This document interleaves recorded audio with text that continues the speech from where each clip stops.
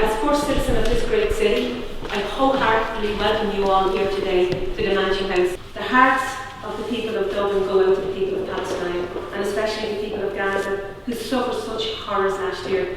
Not only last year, but for decades, and still do today. We watched with horror last year as the overwhelming force of the state of Israel was brought to bear on Gaza and its people in an area smaller than the county of Dublin. We salute Dr. Mads and the heroic medical workers, all the aid workers, but especially the people of Gaza. We want to see peace and justice for all the people of Palestine, Israel and the Middle East. Solidarity is very important, and Helvas is a great example of solidarity in action. The trees are symbols of solidarity, and I accept them on behalf of the people of Dublin. Gael vir huig is the bell on you, as in Desha Orphan Baltic Hero, Skal Hela Awar Nadina, Gramina Margaret.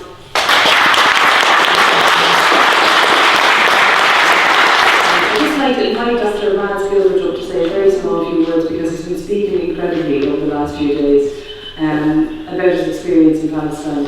And his visit here will change things, because it has changed anybody who's heard him speak. So, just a few words, Mads.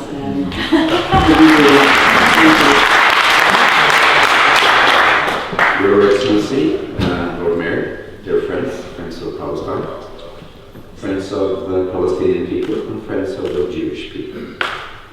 We're here to plant a future, to plant peace, to plant equality, and to plant hope. As it's written on this unbreakable parquet of Irish granite, in the shelter of each other we live. In Gaza there are no shelters. We are not allowed to build shelters, and there is nowhere to fly when the bombs are raining. So I think this tree planting event is a beautiful symbol of the movement that we represent, the Solidarity movement, which is indeed a peaceful movement, but we will not yield until there is justice, because peace without justice is no peace. There are promising signals coming from occupied Palestine that there may be a Hudna. So you know Islam, you know that a Hudna is a long-lasting ceasefire or peace between two enemies. They don't have to resolve the fundamental issue, that they can declare peace for 10, 20, 30, 40 years. And that would be, of course, extremely welcome until there is a political solution. I'd like to share with you a little story about tree planting from my life. Because in 1967, when the war broke out, I actually volunteered to go to Israel to be a volunteer. Because I had grown up with a narrative of the Zionists. In my school, in my home, I had never heard about Palestinians. I only heard about these brave people making the desert bloom.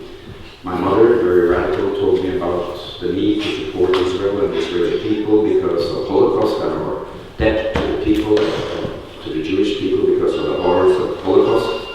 And she considered the kibbutz system as a socialist experiment.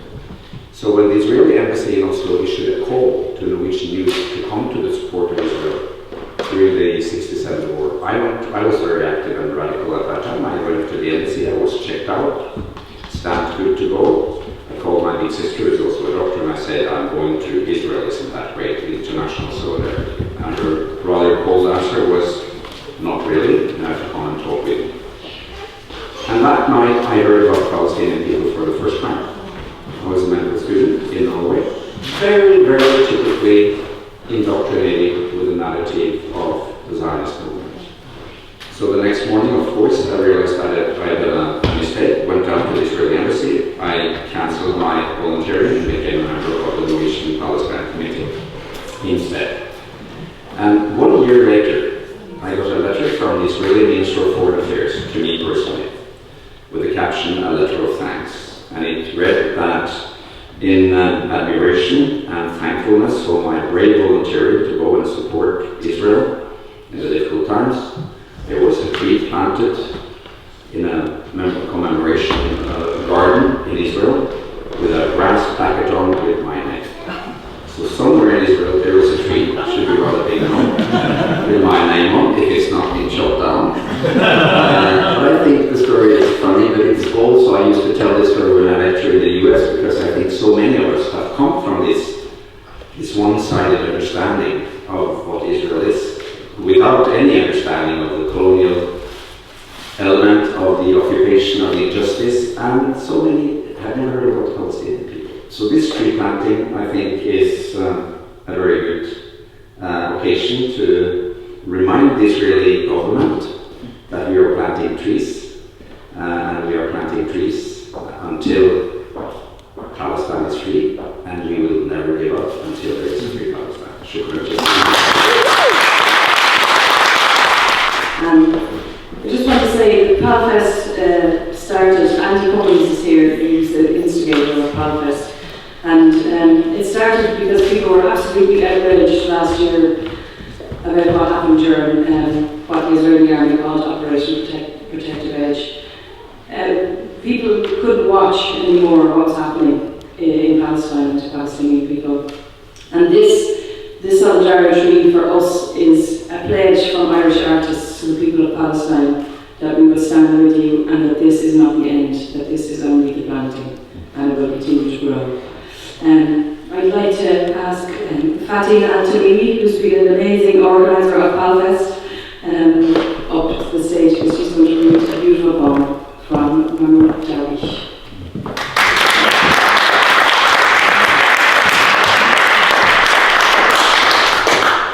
Thank you very much. I'd just like to thank the Mayor. Thank you very much for having us here, receiving us in this house. I wish you all the best during your term. I'd like to thank Matt Everett. Thank you very much for all your support and everything you're doing for Palestine. It means a lot to the Palestinians.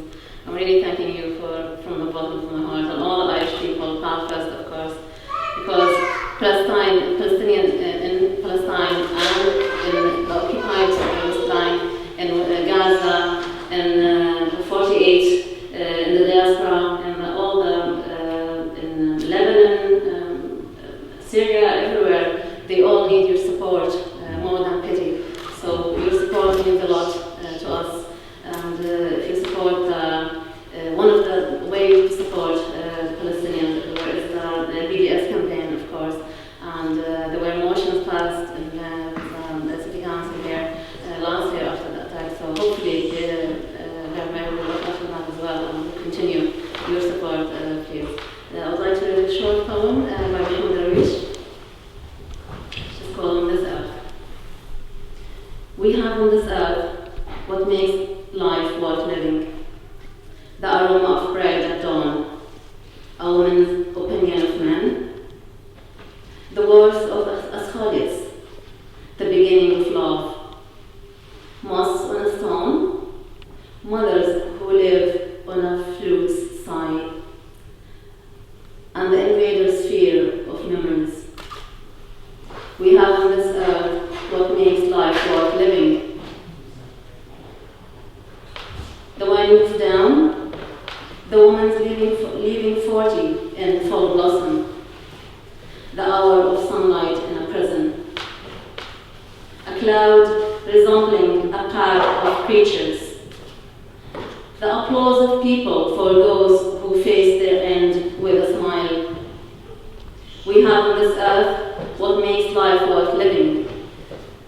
On this earth, the Lady of Earth, the mother of all beginnings, the mother of all endings. She was called Palestine. She came to be called Palestine. O Lady, because you are my lady, I am worthy of life. Thank you.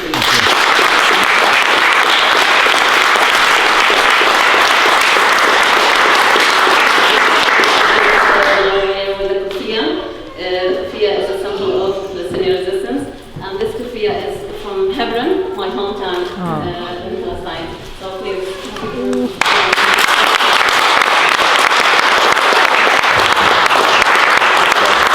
Just going to finish up with a poem on behalf of PALFest, and it's on behalf of PALFest. It's a cry to the Irish government to, as Fatin said, to boycott their arrest and sanction Israel, and to continue to support the Palestinian people. and to be truly a republic of conscience. So Eleanor Methven, I'd like to invite to the stage.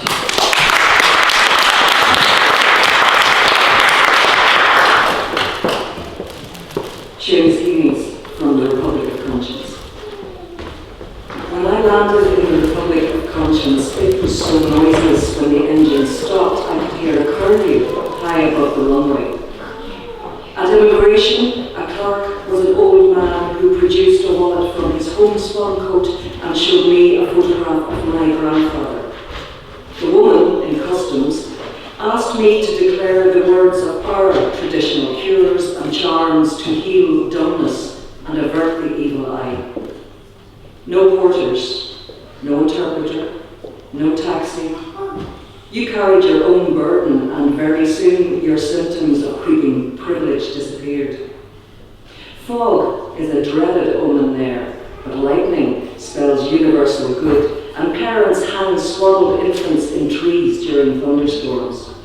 Salt is their precious mineral, and seashells are held to the ear during births and funerals. The base of all inks and pigments is seawater. Their sacred symbol is a stylized boat. The sail is an ear, the mast a sloping pen, the hull a mouth shape, the keel an open eye.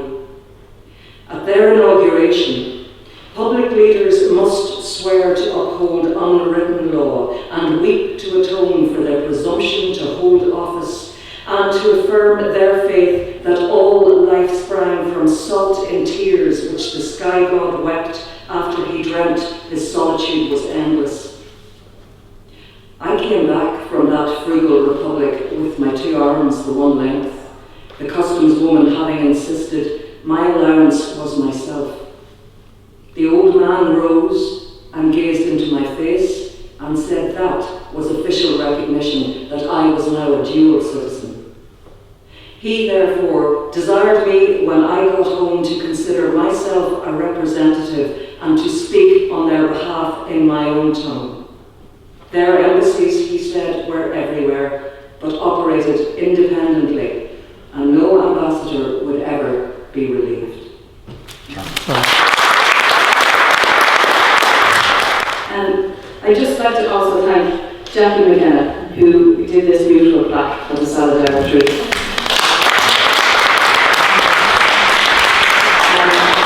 And so many other people who gave the trees, who gave the work on the stone, who gave so much to Palfest for nothing.